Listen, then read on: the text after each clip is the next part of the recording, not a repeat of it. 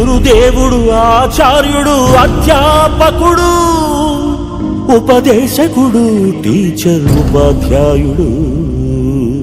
ఏ పేరైతే ఏమి మన దారి దీపం అతడు ఏ పిలుపైతేనేమి మన భవితకు రూపం అతడు